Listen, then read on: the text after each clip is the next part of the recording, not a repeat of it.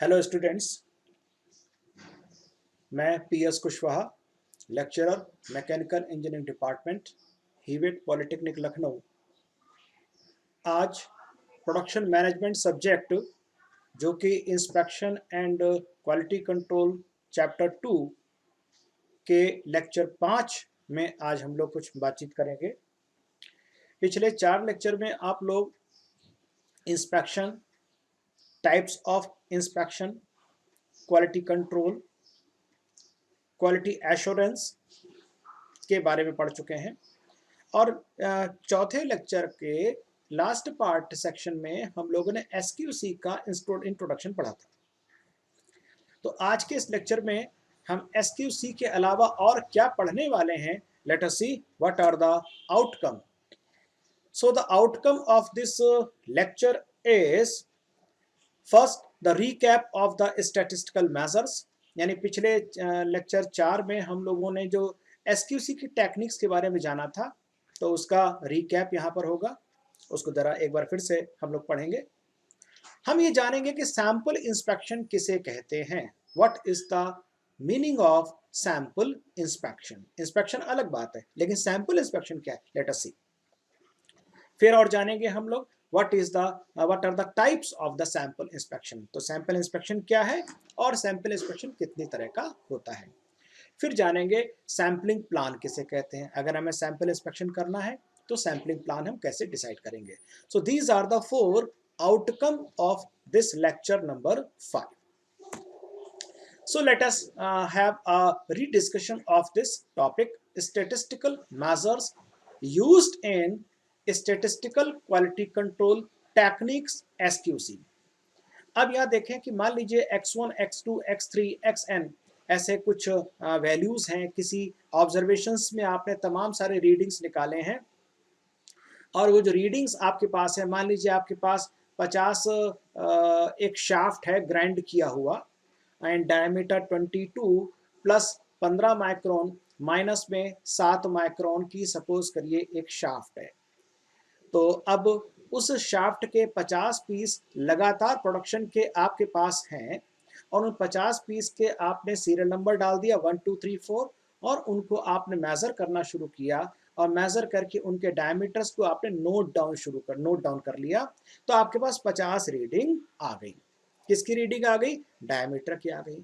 सो अब उसकी स्टडी हम आगे चल के करेंगे और उससे हमको मशीन के कैपेबिलिटी के बारे में पता लगता है। उससे हमको मशीन की प्रोसेस कैपेबिलिटी के बारे में अनुमान लगता है, जिसके आधार पे हम प्रेडिक्शंस पहले से कर सकते हैं जिस प्रोबेबिलिटी की हमने बात पहले करी थी।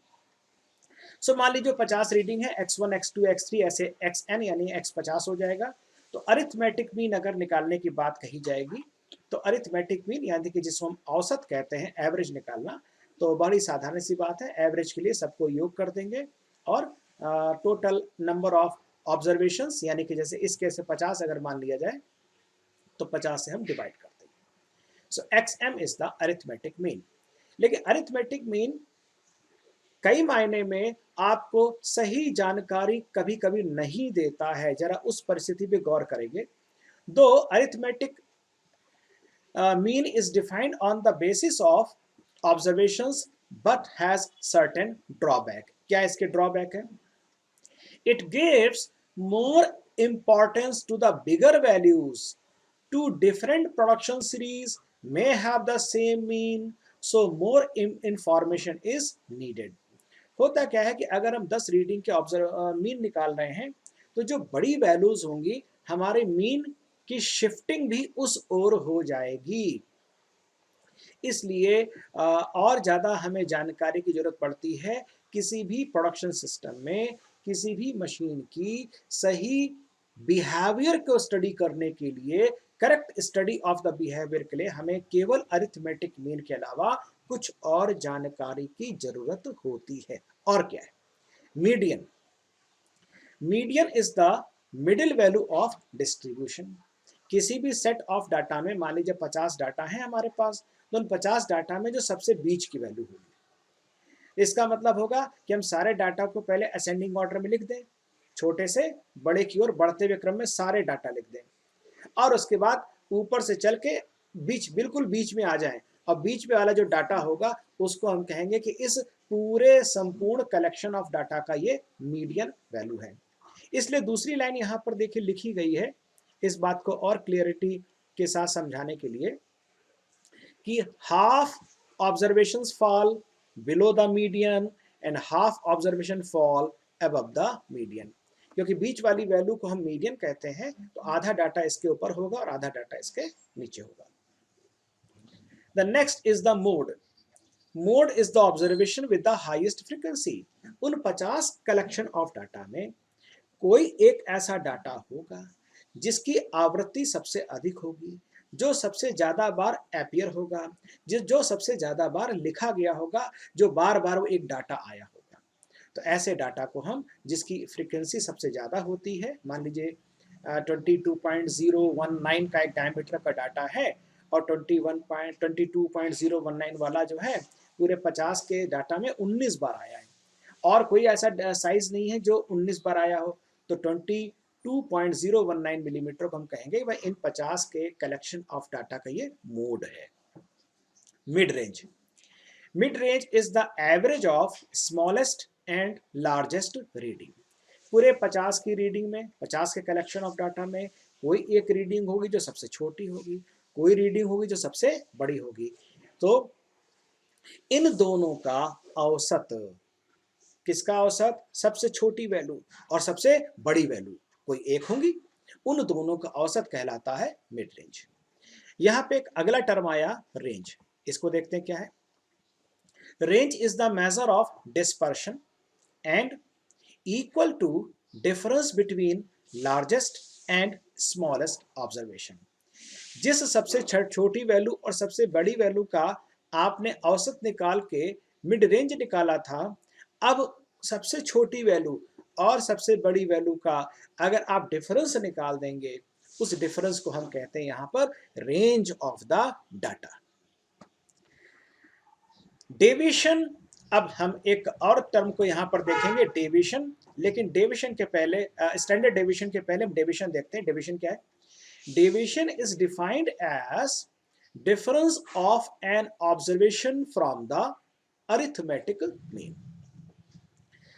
That means deviation is defined as the arithmetic, हर एक डाटा, मान लीजिए 50 रीडिंग हमारे पास है, तो हर एक रीडिंग को हम एवरेज वाली रीडिंग से, एवरेज कौन सी थी? ये वाली रीडिंग, ये xn, हर ऑब्जर्वेशन को, यानी पहली रीडिंग x1 है तो x1 माइनस एवरेज, ये पहले रीडिंग की डेविएशन हो गई। दूसरा x2 माइनस xn, ये दूसरे रीडिंग का डेविएशन हो गया। तीसरा x3 माइनस xn, ये तीसरे रीडिंग का डेविएशन हो गया। तो हर एक इंडिविजुअल रीडिंग को एवरेज रीडिंग से माइनस करने पर हमें हर एक रीडिंग का डेविएशन पता लगता है। यहाँ पर एक खास बात, कुछ ऐसे x1, x2, x3 में कुछ ऐसी वैल्यूज होंगी जो एवरेज से छोटी होंगी, कुछ ऐसी वैल्यू होंगी जो एवरेज से बड़ी होंगी। इसका मतलब ये हुआ कि डेविएशन ऑफ इंडिविजुअल रीडिंग, यानी x1 minus xm, x2 minus xm, x3 minus xm and so on. तो इसमें से कुछ ऑब्जर्वेशंस नेगेटिव आएंगे और कुछ ऑब्जर्वेशंस पॉजिटिव आएंगे। हालांकि डेविएशन पॉइंट ऑफ व्यू से हमको डेविएशन पता लग जाएगा। अब चूंकि यहां पर समस्या ये आ गई कि साहब कुछ वैल्यूज यहां पर प्लस में है और कुछ वैल्यू यहां पर माइनस में है, तो हम क्या करेंगे ऐसी स्थिति में? ऐसी स्थिति में हम, एक बड़े फेमस टर्म है स्टैंडर्ड डेविएशन, हम स्टैंडर्ड डेविएशन निकाल लेंगे और स्टैंडर्ड डेविएशन में प्लस और माइनस की समस्या समाप्त हो जाती है। और आप देख सकते हैं कि यहाँ पर स्टैंडर्ड डेविएशन का फॉर्मूला भी लिखा हुआ है। सो स्टैंडर्ड डेविएशन यानी जो आपने यहाँ पर डेविएशन निकाला था और डेविएशन में वो कुछ वैल्यूज प्लस में भी आई थी, कुछ वैल्यू माइनस में भी आई थी, आपने सिर्फ इनका स्क्वायर्स कर देना है, हर वैल्यू को स्क्वायर कर दीजिए, तो नेगेटिव वाला भी पॉजिटिव हो जाएगा, पॉजिटिव वाला तो खैर पॉजिटिव है ही। और उन स्क्वायर्स का आप मीन निकाल लीजिए और मीन निकालने के बाद उसका स्क्वायर रूट कर लीजिए। सो ये देखिए बगल में किया हुआ है, हर रीडिंग का पहले डिफरेंस तो निकाला था, तो ये वाला ब्रैकेट के भीतर वाला हिस्सा, तो ये हिस्सा है डेविएशन वाला हिस्सा। उसके बाद हर रीडिंग का हमने यहाँ पर एवरेज स्क्वायर कर दिया, जिससे कि नेगेटिव वैल्यू भी हो गई पॉजिटिव। और उसके बाद हमने उसको एवरेज निकाल दिया और एवरेज निकालने के बाद उसको हमने स्क्वायर रूट कर दिया। So standard deviation is equal to the root mean square of the all deviations. Now, standard deviation is the most important property of a data because it gives the measure of the probability that a certain observation shall fall within a particular range of distribution. So ये बड़ा ही महत्वपूर्ण data है और इससे हमको यह पता लगता है कि किसी भी कलेक्शन ऑफ डाटा में क्या प्रोबेबिलिटी है कि कोई एक डाटा इस रेंज के भीतर आ जाए, इस डेविएशन के भीतर पड़ जाए। वेरिएंस एक दूसरा टर्म है, स्टेट एसक्यूसी में इस्तेमाल होता है। Variance is defined as the square of the standard deviation. तो जो आपने सिग्मा यहाँ निकाला है, सिग्मा को स्क्वायर कर देंगे तो वेरिएंस आ जाएगा। In case of the mass production at a random sample is taken depending upon batch size, their statistical measures become the basis of the process capability। जो बात मैंने आपको शुरू में बताई थी कि मास प्रोडक्शन के केस में रैंडम सैंपल्स निकाले जाते हैं, जिसकी हम चर्चा अभी आगे करेंगे। रैंडम सैंपल निकाले जाते हैं, फिर उनकी स्टडी की जाती है, जिससे हमें किसी भी उत्पादन प्रक्रम की, प्रोसेस की क्षमता, प्रोसेस की दक्षता, उसकी कैपेबिलिटी का अनुमान लगता है। अब हम आते हैं आज का अगला topic, sample inspection. Sample inspection को हम पढ़ें इससे पहले जरा आप इस फिगर को ध्यान से देखो, ये क्या हो रहा है।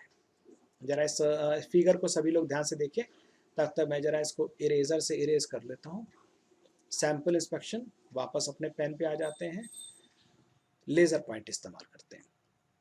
आप जरा ध्यान से देखिए क्या हो रहा है। यहाँ पॉपुलेशन को आप समझ लीजिए, यहाँ पे प्रोडक्शन के बारे में बात की गई है। ये प्रोडक्शन है। इस प्रोडक्शन में ये तमाम सारी चीजें हैं जो प्रोड्यूस करी जा रही हैं, और हमने क्या किया, इस पॉपुलेशन में से एक एक पीस हमने यहाँ पर निकाल लिया, और एक एक पीस यहाँ पे निकाल के हम इंस्पेक्शन करेंगे। And these are the sample pieces, this is the sample, and these are the sample pieces which will be inspected by the quality inspector person, and these pieces have been at randomly drawn from the whole lot of the production, and which will be inspected here, and the decision about this sample will represent the quality of the production which is lying over here. अब देखते हैं what is the definition. Sample may be defined as the number of items, components, parts drawn from a batch, lot, population for inspection purpose. ये बड़े से population में से हमने कुछ पीस को ले लेते हैं और उसको हम इंस्पेक्शन कहते हैं, उसको हम सैंपल कहते हैं। The act of drawing a sample on random basis is called sampling. अगर किसी भी 100 पीस के लॉट में से हमने 10 पीस एट रैंडम उठा लिए, एक दाएं से उठाया, एक बाएं से उठाया, एक नीचे के फ्लोर से उठा लिया, अलमारी से उठा लिया, एक पीछे से ले लिया, एक बीच में से ले लिया, अलग अलग जगह से अगर हमने सैंपल उठाया, यानी प्रोडक्शन में हो सकता है एक दूसरा पीस, एक 18वां पीस, एक 23वां पीस, एक 7वां 8वां, एक 79th पीस, एक 86 पीस। तो this is called the at random sample, और इस प्रोसेस को हम कहते हैं sampling. So you must be very much clear about the sample and the sampling. Sampling वह क्रिया है जिससे हम एट रैंडम पीसेस को उठाते हैं चेकिंग के लिए, और चेकिंग करने के लिए जिन पीसेस को आपने उठाया उन पीसेस को हम कहेंगे sample. So these pieces are then called the sample. Collection of sample must be made from across all the sites, depth of the lot, collection of production of all shifts. अगर हमको सही मायने में अच्छा sample collect करना है तो हर shift के से हमको मटेरियल उठाना पड़ेगा, और जहाँ भी बिन में या किसी भी शेल्फ में या किसी भी ट्रॉली में माल जहाँ पर रखा हुआ है जिसको हमें चेक करना है, तो हर जगह से हमें सैंपल उठाना होगा। If N B is the एक टिपिकल फार्मूला है कि एक if N B the lot size, यानी बैच अगर कोई साइज एन का है तो सैंपल का साइज होगा √2n। एक टिपिकल फार्मूला ले लिया जाता है जनरल केस में कि अगर n size is the lot size, अगर कोई 50 पीस का लॉट साइज है तो 50 पीस के लॉट साइज का मतलब हो गया 2 × n, यानी कि अंदर रूट के अंदर हो जाएगा 100, 100 का मतलब 10 is the sample size. If sample is rejected the whole lot is then rejected. अगर सैंपल रिजेक्ट हो गया, यानी हमने 50 पीस का था, 10 पीस उठाए, केवल 10 पीस हम चेक करेंगे, और 10 पीस का निर्णय, 10 पीस के इंस्पेक्शन के बाद जो डिसीजन लिया जाएगा वो पूरे लॉट के लिए अप्लीकेबल होगा। तो क्या डिसीजन लिया जाएगा? If sample is rejected the whole lot is then rejected. अगर सैंपल रिजेक्ट किया जा रहा है तो पूरा का पूरा लॉट जो है वो रिजेक्ट कर दिया जाएगा, और पूरे के पूरे लॉट को हम इंस्पेक्शन के लिए दोबारा पूरा 100 जो पूरा लॉट है 50 पीस का वो दोबारा चेक होगा, और दोबारा चेक होने के बाद उसमें से जो पीस खराब मिलेंगे उनको हम रीवर्क के लिए भेज देंगे। So this is the one of the point which may have certain basis for dispute between the production person and the quality control person। क्या डिस्प्यूट?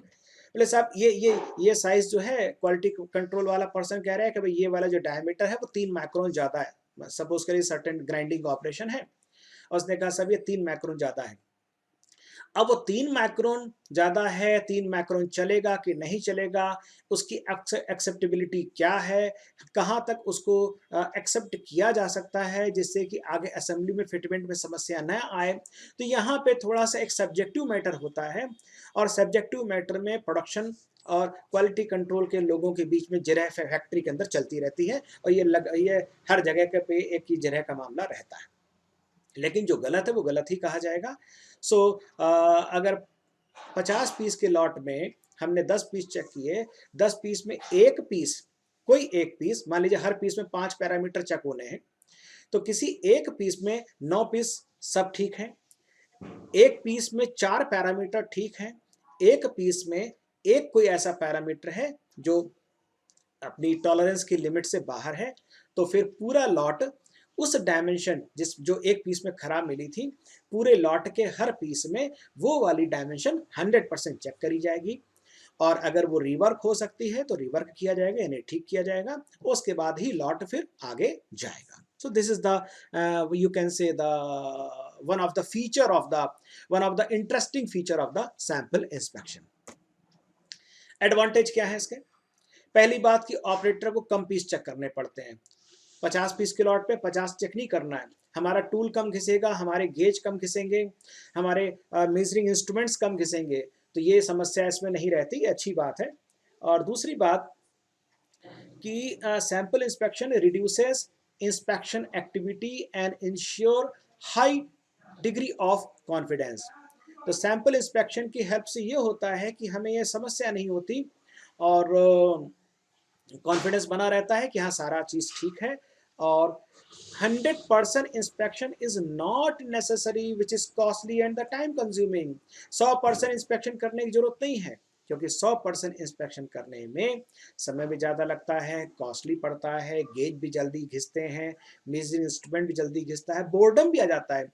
अब एक ऑपरेटर है वो पूरी शिफ्ट के 200 पीस की हर डायमेंशन चेक कर रहा है, तो कहीं ना कहीं गलती होने की संभावना रहती है, गलत पीस आगे चला जाने की संभावना बनी रहती है। वही बात यहाँ पे तीसरे पॉइंट में कही गई है, efficiency of the inspector remains high as fatigue and the boredom does not exist। यानी कि जो भी हमारा क्वालिटी इंस्पेक्टर है उसकी दक्षता क्षमता बनी रहती है, वो हाई स्पिरिट के साथ काम करता है, क्योंकि उस थकान और बोरियत उसको नहीं होती। It is more accurate and reliable at is it weight on the probability of theory. तो ये काफ़ी हद तक मशीन की प्रोबेबिलिटी कॉन्सेप्ट पर ये बेस्ड होता है, सो ये काफ़ी भरोसेमंद और सटीक इससे हमको निर्णय मिलता है। Rejection of the entire lot on the basis of sample inspection put a pressure on the quality improvement। चूंकि सैंपल में एक भी पीस खराब निकला तो पूरा का पूरा लॉट रिजेक्ट हो गया, अब पूरा लॉट दोबारा चेक होगा, रिवर्क होना है तो रिवर्क होगा, अगर कोई पीस स्क्रैप होना है तो स्क्रैप हो जाएगा। तो इससे होता क्या है कि बनाने वाले लोगों के लिए और क्वालिटी इंप्रूवमेंट के लिए एक प्रेशर बना रहता है। Wear and tear of the measuring instrument is minimised, बिल्कुल ठीक बात है। अब 50 पीस की जगह पर 10 पीस पे ही केवल अगर हमको इंस्पेक्शन करनी है तो मेजरिंग इंस्ट्रूमेंट्स का, टूल का वियर और टीयर जो है वो कम रहेगा। Most of the item of the entire lot remain intact. 50 piece में कितने पीस चेक किए? 50 में कितने पीस चेक किए? 10 पीस चेक किए, 40 तो नहीं चेक किए। तो बाकी जो 40 पीस है वो अनटच्ड हैं, जैसे आए थे वैसे ही रखे हुए हैं। In case of destructive testing 100% inspection is not possible. बिल्कुल ठीक बात है, डिस्ट्रक्टिव टेस्टिंग में तो 100% इंस्पेक्शन हम लोग नहीं कर सकते। तो ऐसे केस में sample inspection is a very good way of taking the decisions. Types of sample inspection. तो सैंपल इंस्पेक्शन जो है दो तरह के होते हैं, inspection by attribute, inspection by variable. क्या क्या? By attribute and by variable. Attribute जो है गुणों के आधार पर होता है और वेरिएबल जो है डायमेंशंस के आधार पर होता है। क्या मतलब है इसका? Let us see. Inspection by attribute, inspection by attribute. This type of inspection is performed where inspection of dimension is not possible. जहां पर आसानी से हम डायमेंशंस चेक नहीं कर पाएंगे, वहां पर जो इंस्पेक्शन होता है वो एट्रीब्यूट वाला इंस्पेक्शन होता है। एट्रीब्यूट वाला इंस्पेक्शन जैसा कि आप फिगर में देख पा रहे हैं, एक प्लग गेज इस्तेमाल हो रहा है या थ्रेड गेज भी इस्तेमाल हो सकते हैं। जहां पर नॉर्मली गेजेस का इस्तेमाल हो रहा है, जहां पर आप डायमेंशन चेक नहीं कर रहे हैं कि साइज कितना है, हम ये जानना चाह रहे हैं कि साइज ओके है कि साइज नॉट ओके है, साइज लिमिट के भीतर है या साइज लिमिट के बाहर है। And for this purpose you must all understand, और ये हम डिटेल में अगले सेमेस्टर के मेट्रोलॉजी विषय में तो डिटेल में पढ़ेंगे, इतना आप जान लीजिए। गेजेस हमको यह बताते हैं कि कोई साइज अपनी टॉलरेंस सीमा के भीतर है या टॉलरेंस सीमा के बाहर है। गेजेस हमें साइज नहीं बताते, गेज हमें ओके और नॉट ओके का निर्णय देने की क्षमता प्रदान करते हैं। तो ये गेज यहां पर दिखाया गया है फिगर में। इसलिए result of the attribute inspection are discrete in nature. ये एक बड़ा टर्म, अच्छा टर्म है और इसलिए इसको हाईलाइट किया गया कि जरा इसको हम एक्सप्लेन कर लें और आप भी इसको समझिए। डिस्क्रीट का मतलब क्या है? हमने गेज से चेक किया, या तो पीस ओके होगा या पीस नॉट ओके होगा, इसके बीच में इसका कोई और निर्णय संभव नहीं है। ईदर इट इज ओके और it is not okay. Okay, so this type of decision, this type of inspection जो कि गुणों के आधार पर होता है, उसको एट्रीब्यूट कहते हैं, इंस्पेक्शन बाय एट्रीब्यूट। और इसमें जो निर्णय होते हैं वो निर्णय डिस्क्रीट होते हैं। अब देखें, in case of assembly of car, bike, refrigerator, TV, road, pump, motor, one is interested for the working of product. तो हम क्या जानना चाहते हैं कि भाई ये जो पूरी असेंबली बन के तैयार हुई, ये पूरी असेंबली ठीक से काम कर रहेगी नहीं करेगी। हम ये जानना नहीं चाहते कि इस असेंबली में के बनाने में जो पुर्जे लगे हैं, जो पार्ट्स लगे हैं, उन पार्ट की डायमेंशंस क्या हैं, but we are interested to focus on the workability of the assembly which have been constituted from small parts putting together. So this type of inspection is called the inspection by attribute। और attribute वाले inspection जैसा हम बात कर रहे थे gauges से होता है, तो ये यहाँ पर आपको स्नैप गेजेस के फिगर दिखाए गए हैं और यहाँ पर आपको प्लग गेजेस के फिगर भी दिखाए गए हैं। And it is a go no go type of inspection, yes no type of inspection, 0-1 type of inspection, okay not okay type of inspection, good bad type of inspection, pass reject type of inspection are within the attribute type of। This type of inspection is carried out at calm place, ये शांत जगहों पर होते हैं और work place से थोड़ा सा दूर रहते हैं। And if it is costly and difficult to inspect parts of assembly, then this type of inspection is preferred। अगर आपको किसी जगह पर एक एक पार्ट का इंस्पेक्शन करना संभव ना हो तो इंस्पेक्शन बाय एट्रीब्यूट तरीका ही अपनाया जाता है। Now we move to the next one is the inspection by variables। अब इंस्पेक्शन बाय वेरिएबल में आप जरा फिगर में देखिए क्या क्या बना हुआ है। तो फिगर में एक माइक्रोमीटर है, फिर एक ये डायल वर्नियर कैलिपर है, ये एक हाइट गेज बना हुआ है, डायल लगा हुआ है सरफेस प्लेट पर, ये स्लिप गेज यहाँ पे बनी हुई है।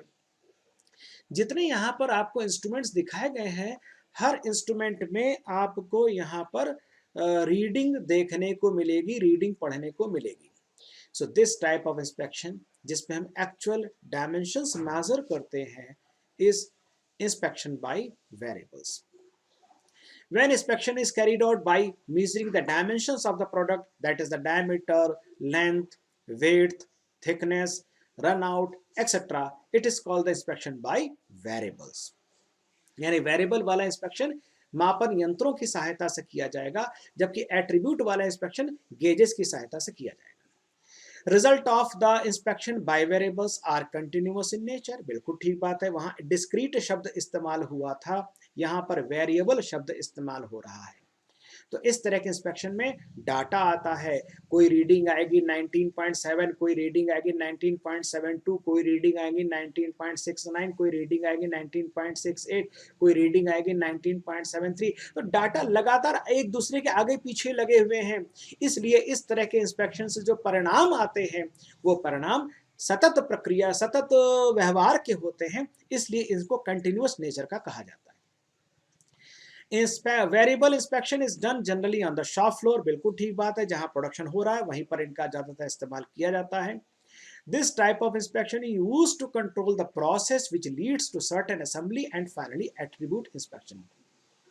तो पहले वेरिएबल इंस्पेक्शन करके हमने पार्ट्स चेक कर लिए, पार्ट्स को चेक करने के बाद उनकी असेंबली तैयार कर दी, और असेंबली तैयार होने के बाद असेंबली का इंस्पेक्शन कौन सा होगा, तो असेंबली का इंस्पेक्शन होगा एट्रीब्यूट वाला। तो ये बात इसने यहाँ पर बड़ी मजेदार बात कही है इसने यहाँ पे। और देखिए यहाँ पर एक डायल आपको हाइट गेज दिखाया गया है और इलेक्ट्रॉनिक मेजरमेंट, और ये एक मैग्नेटिक वी ब्लॉक रखा हुआ है, and it is more detailed inspection involving various instruments and the cost. ठीक बात है, ये सब इंस्ट्रूमेंट्स आप देख रहे हैं। Manufacturer has to decide the type of the inspection up to some stage depending upon the requirement of the product. यानी उत्पादक को निर्णय लेना है, प्रोडक्शन वाले को निर्णय लेना है कि कहाँ पर उसको वेरिएबल इंस्पेक्शन करना है और कहाँ पर उसको ये एट्रीब्यूट वाला इंस्पेक्शन करना है। सैम्पलिंग प्लान, अब हम लोगों ने सैंपल की बात तो कर ली, सैम्पलिंग प्लान भी समझ लिया। आगे देखते हैं कि सैंपल प्लान कितने तरह के होते हैं। सो बच्चों, सैम्पलिंग प्लान दो तरह के होते हैं, सिंगल सैम्पलिंग प्लान और double sampling plan. Single sampling plan में हमने 50 के लॉट में से 10 पीस का सैंपल उठाया, 10 पीस के 10 पीस हमारे ओके हैं, तो पूरा का पूरा 50 पीस का लॉट ओके हो जाएगा, आगे चला जाएगा। 10 पीस में अगर एक पीस अगर कोई भी एक पीस अगर खराब हो जाएगा, निकल आया चेकिंग में, तो पूरे 50 का लॉट रिजेक्ट हो जाएगा। 50 का लॉट उस पैरामीटर के लिए, उस डायमेंशन के लिए जो खराब निकली थी एक पीस में, पूरा लॉट उसका चेक किया जाएगा, और पूरा लॉट चेक करने के बाद फिर वो लॉट आगे जाएगा। It is a single sample plan. तो a lot is accepted on the basis of the result of a single sample drawn from a lot or the batch. If the sample of n pieces is taken out from the lot, inspect the sample and find the number of defectives. If number of defective exceeds acceptance number, the lot is rejected, otherwise accepted.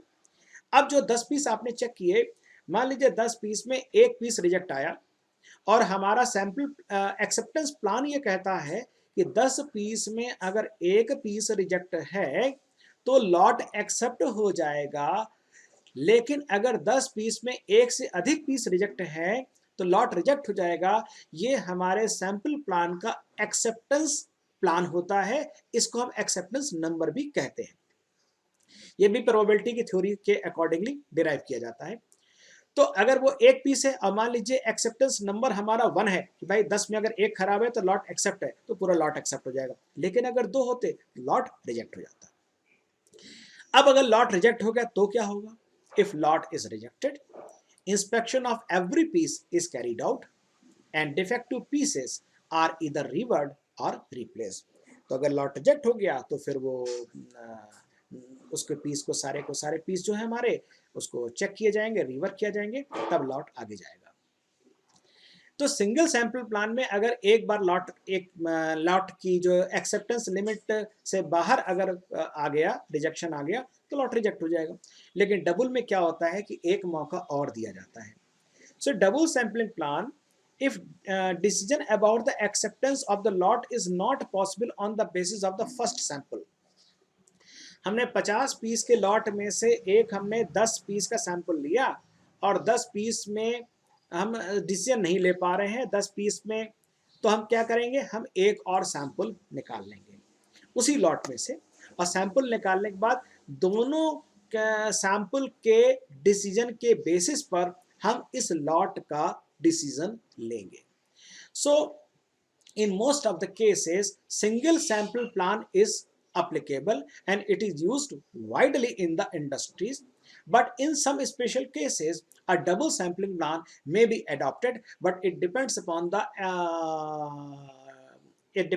the production personnel and the quality assurance personnel, what they actually apply, what they use, what they implement for which type of shop and for which type of product, whether it is a single sampling plan or for the double sampling plan. So ये बातें आज के हमने इस lecture में करी और I hope आपको सारी बातें समझ में आई होंगी, और अगले लेक्चर में बहुत जल्दी आपसे हम लेक्चर 6 में इसी चैप्टर के अगले लेक्चर 6 मिलेंगे. Till then thank you very much.